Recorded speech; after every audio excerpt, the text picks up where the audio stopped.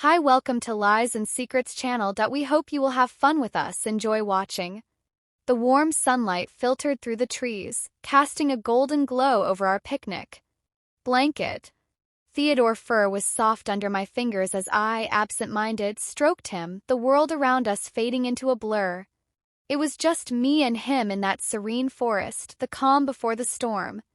But as my heart raced with a forbidden desire, I never imagined that one impulsive act would unleash a hurricane that would tear through the fabric of my marriage. What happened next in those woods would haunt me forever. The sun was setting, casting long shadows over the checkered blanket where I sat. The remnants of our picnic scattered around me. The air was thick, with the scent of pine and the distant sound of a river's gentle murmur. Theodore, our loyal German shepherd, lay beside me, his head resting on my L***P, his eyes watching me with an unsettling intensity. Arthur had gone to fetch more firewood, leaving me alone with Theodore. The silence between us was palpable, filled with the unspoken tension of a moment that would forever alter the course of our lives. I remember the warmth of the day, the way the light filtered through the leaves, creating a mosaic of gold and green on the ground.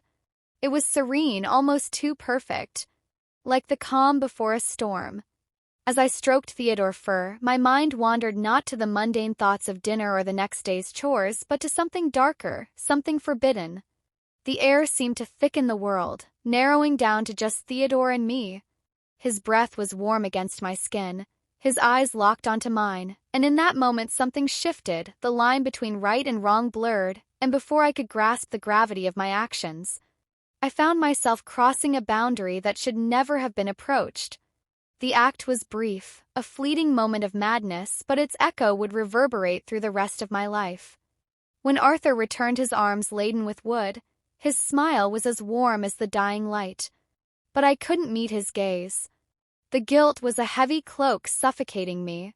Theodore, now just a big dog, again trotted over to Arthur, wagging his tail, oblivious to the storm he had unwittingly unleashed as we packed up. The silence between Arthur and me was not the comfortable silence of a long-married couple, but one laden with secrets. I felt the weight of my betrayal, the horror of what I had done. But the full realization hadn't yet dawned. That would come later when the truth would surface, tearing apart the fabric of our lives. The drive home was quiet, the hum of the car engine the only sound. I watched the trees pass by each one, a silent witness to my indiscretion.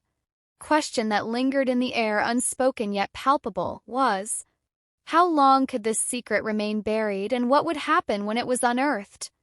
The next morning, the house was filled with the usual sounds of a weekend morning.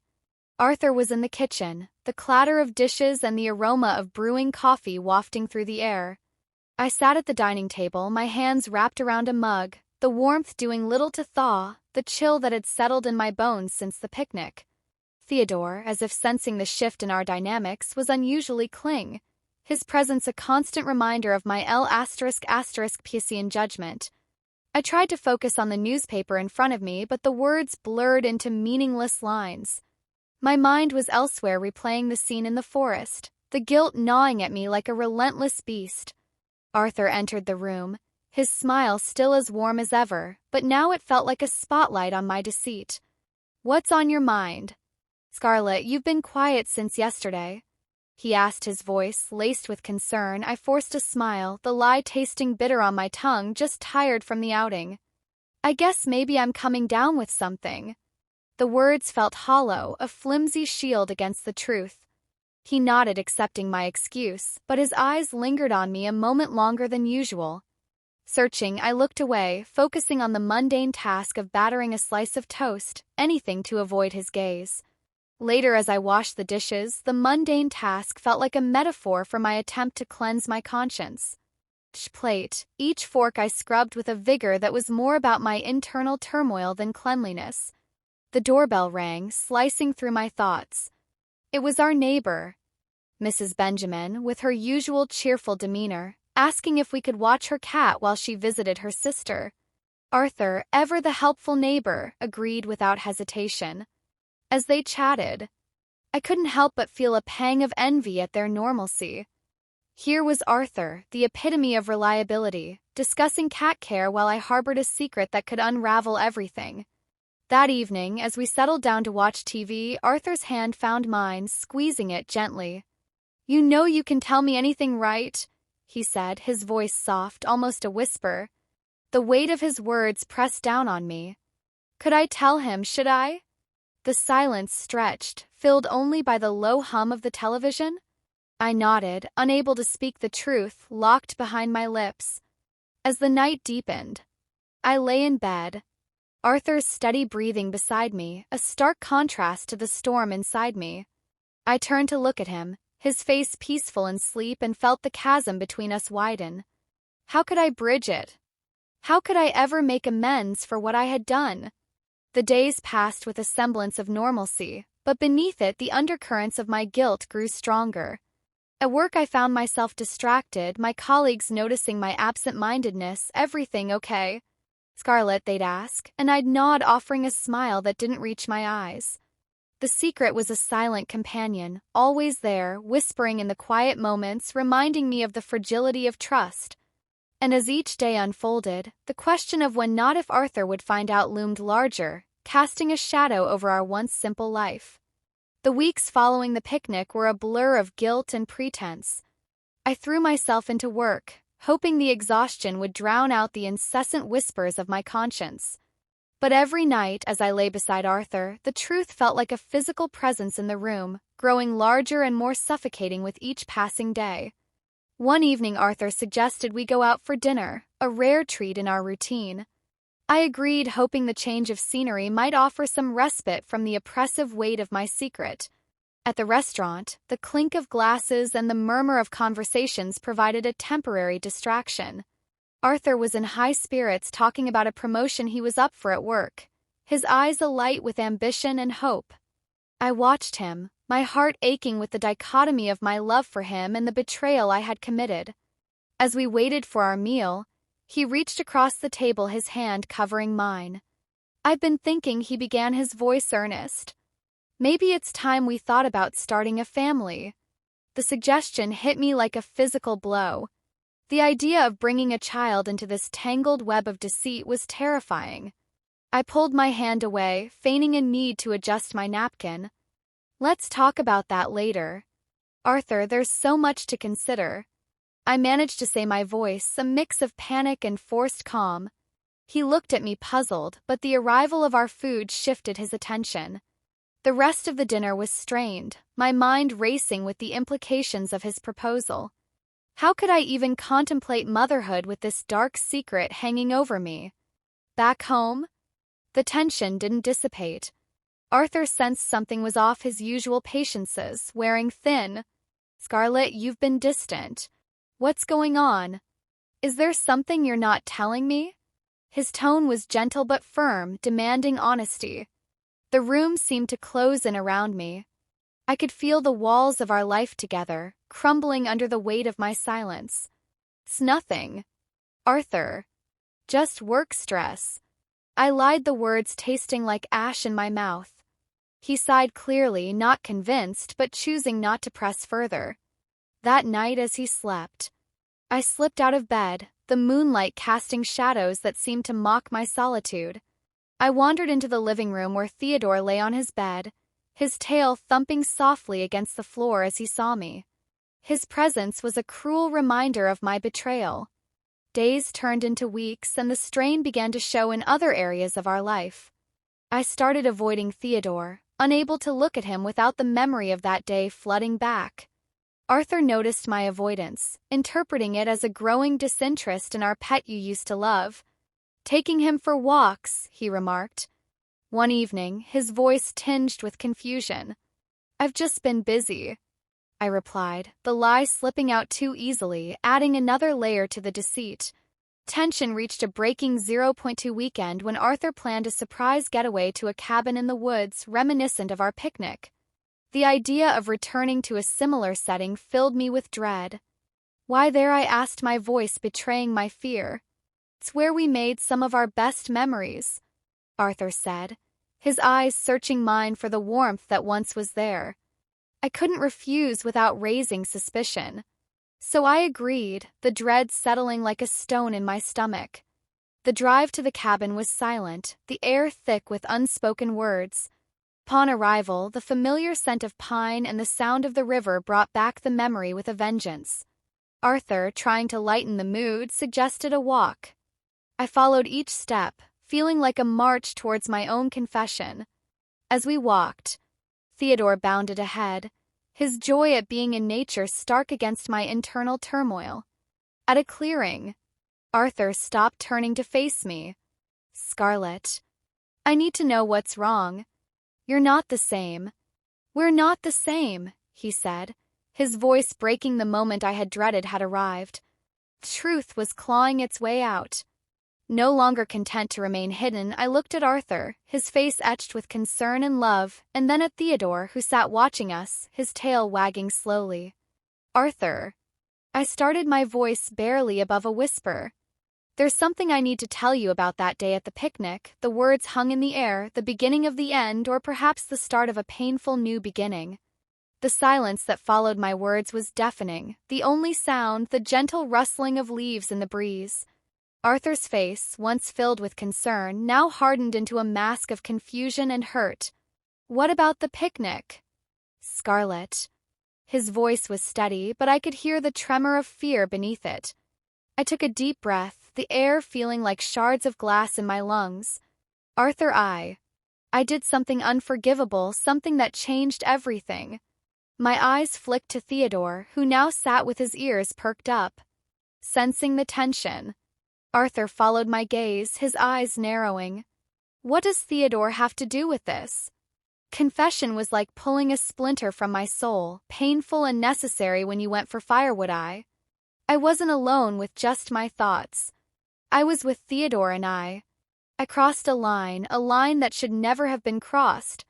His face went pale, his eyes searching mine for any sign that this was a cruel jest. "Scarlett, what are you saying?" "I'm saying," I whispered, my voice breaking, "I betrayed you with Theodore." The words hung between us, grotesque and surreal. Arthur stepped back, his hand going to his mouth as if to stifle a scream, or perhaps to hold in the vomit that threatened to rise you with our big dog. How could you? Tears streamed down my face, the relief of confession mingling with the horror of what I had admitted. "I don't know, Arthur. It was a moment of madness, of weakness. I've regretted it every second since he turned away his body, shaking with the effort to control his emotions. I need to think. I can't even look at you right now."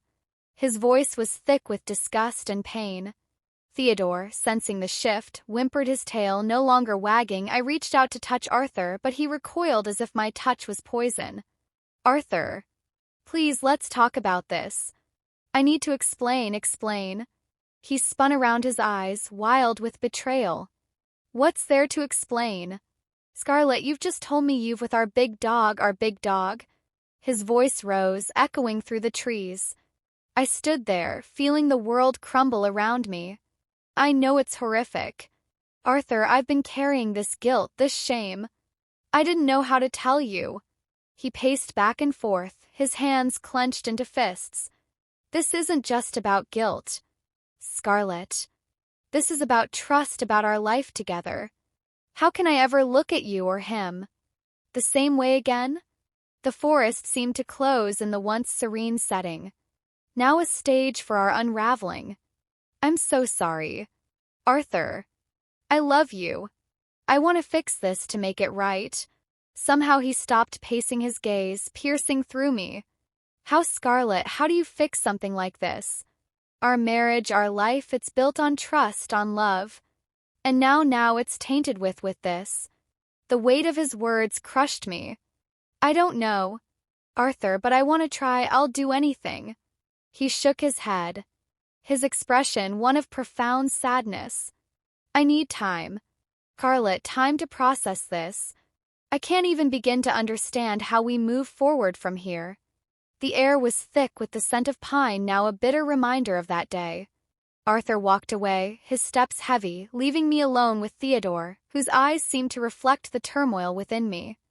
I watched him go, the man I loved now a stranger, weighed down by my betrayal. As the sun dipped lower, casting long shadows that mirrored the darkness in my heart. I knew the climax of our story was yet to come. The confession had been made, but the true test of our love, our commitment, was about to unfold. How we would navigate this new treacherous terrain was uncertain, but one thing was clear: nothing would ever be the same again. Cabin stood silent, a witness to the unraveling of our lives. Arthur's figure disappeared into the woods, his retreat, a physical manifestation of the emotional chasm now between us. I stood there, the cold seeping into my bones, the weight of my confession anchoring me to the spot.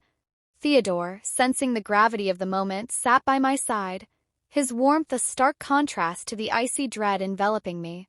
The forest, ounces a place of solace, now felt like a labyrinth of my own, making each tree a sentinel of my guilt.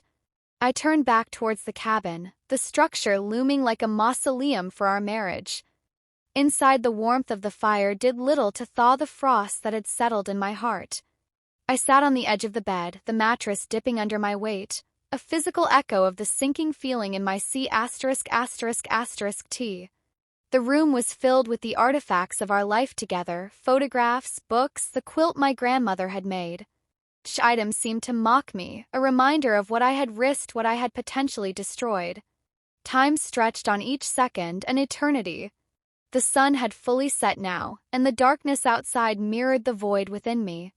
I heard the crunch of footsteps approaching, and my heart leapt with a mix of hope and dread.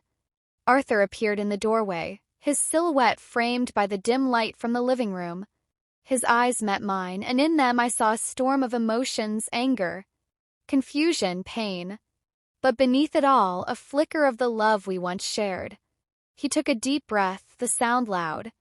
In the quiet room, "Scarlett," he began, his voice hoarse, "I've been walking, thinking, trying to understand." He paused, his gaze dropping to the floor. "I love you. I've loved you since the moment I met you, but this is beyond anything I could have imagined." I nodded, tears streaming silently down my face. "I know, Arthur. I know I've broken something precious." He stepped closer, the distance between us still palpable. "I need to know, Scarlett, was it just that one time, or is there more?" "I don't know, it was just that one moment," I whispered, my voice barely audible, "a moment of insanity, of weakness.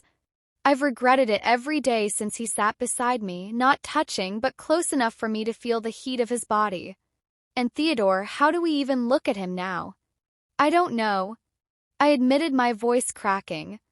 "I've been avoiding him, feeling sick every time I see him, but he's innocent in all this. He's just a big dog." Arthur's hand moved to his forehead, rubbing it as if to erase the thoughts. "I need space. Scarlett. I need to be alone to think about this, about us."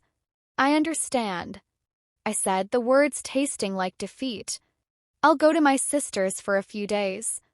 Give you the space you need." He nodded, his face a mask of sorrow. "Maybe that's best. But Scarlett, this isn't just about giving me space. It's about whether we can find our way back to each other after this." The finality in his tone was like a knife slicing through the last threads of hope. I stood gathering a few essentials, my movements mechanical. Theodore watched me, his eyes following my every move, perhaps sensing the shift in our dynamics. As I walked out the door, closing behind me, felt like a chapter ending, not just in our story but in my life. The drive to my sister's was a blur, the road ahead, a metaphor for the uncertain path I now walked alone at my sister's. The days were filled with silence and introspection. She knew something was wrong, but I couldn't bring myself to tell her the full extent of my betrayal. Instead, I spent hours staring out the window, watching the world go by, feeling like an observer in my own life. Arthur called, his voice distant, the conversations brief and strained. He was seeing a therapist, trying to make sense of his feelings of our future. Each call was a reminder of the chasm between us, a chasm I had created. One evening, as the sun painted the sky in hues of orange and pink, my sister sat beside me. "Scarlett, whatever it is, you need to face it. You can't keep running from yourself." Her words, though gentle, were a catalyst. I knew she was right. The truth, as monstrous as it was, needed to be confronted, not just by Arthur but by me. I had to face the reflection of my actions, the person I had become in that fleeting moment of insanity. The next day, I decided to seek help. I found a therapist, someone who could guide me through the labyrinth of my guilt and perhaps helped me find a path to redemption. The sessions were grueling, each one peeling back layers of denial and self-deception. I need to understand why I told Dr. Edward, my voice barely a whisper. Why did I do it? How? Could I have done something so wrong? Dr. Edward listened her expression, neutral but empathetic. Sometimes, Scarlett, our actions are not just about the moment, but about the accumulation of unaddressed feelings, desires, or even suppressed trauma. It's not an excuse, but understanding the why can be the first step towards healing. The therapy sessions became my sanctuary, a place where I could dissect my psyche without fear of judgment. I learned about my own vulnerabilities, the cracks in my emotional armor that had led to that day in the forest. It wasn't just about the betrayal. It was about my own self-betrayal, my failure to recognize my own needs and address them in healthier ways. Meanwhile, Arthur continued his own journey of healing. Our conversations remained sparse, each word heavy with the weight of our shared past and the uncertain future. But there was a shift, subtle yet significant. His calls, though still tinged with pain, carried a hint of curiosity about my progress, about how I was dealing with the aftermath. One chilly evening, as autumn began to claim the world outside, Arthur came to my sister's house. His presence was like a balm and a blade. At once we sat in the living room, the fire crackling, filling the silence with its warmth. "I've been thinking, Scarlett," he started, his voice steady but low, about what happened. I nodded, my heart in my throat, waiting for the verdict on our future. "I've been talking to my therapist and I've realized something. Our marriage, it wasn't just broken by that day. It was already cracking under the weight of things we never addressed." His words echoed the sentiments Dr. Edward had been guiding me towards. I admit I've been learning about my own part in this, not just the act but the underlying issues. Arthur looked at me, his eyes searching. "I'm not saying I'm over it, Scarlett. I'm not sure I'll ever be, but I want to try. I want to see if we can rebuild not just our marriage but ourselves." Tears welled up in my eyes, relief mingling with the persistent pain. "I want that too." Arthur, more than anything, he reached out his hand, hesitating before touching mine. It was a tentative touch, but it was there, a bridge over the chasm we had created. "We need to start with honesty, complete honesty, no more secrets, no more running from the truth." I agreed, knowing that this was the only way forward. We talked into the night, discussing boundaries, therapy, and the slow, painstaking process of rebuilding trust. It wasn't about erasing the past, but learning from it, about understanding each other's pain and working through it together. Months passed, each day a step towards healing. We moved back into our home, but it felt different, not just the space but the air we breathed. It was charged with the effort of reconciliation, with the determination to not let one moment define our entire lives. Theodore, our loyal companion, was still with us. His presence was a daily reminder, but also a testament to our commitment to move forward. We started taking him on walks again, not just as a routine but as a ritual of our recovery, a way to reconnect with the world and each other. The journey was far from over. There were days when the shadow of that day loomed large, when trust seemed like a distant dream. But we held on to each other, knowing that love, when tested, could either shatter or strengthen. In the end, our story wasn't about the fall, but about the climb back up. It was about understanding that infidelity, in its most bizarre and grotesque form, had shown us the fragility of our bond, but also its potential for resilience. We learned that forgiveness was not a gift, but a process, one that required patience, understanding, and an unwavering commitment to truth.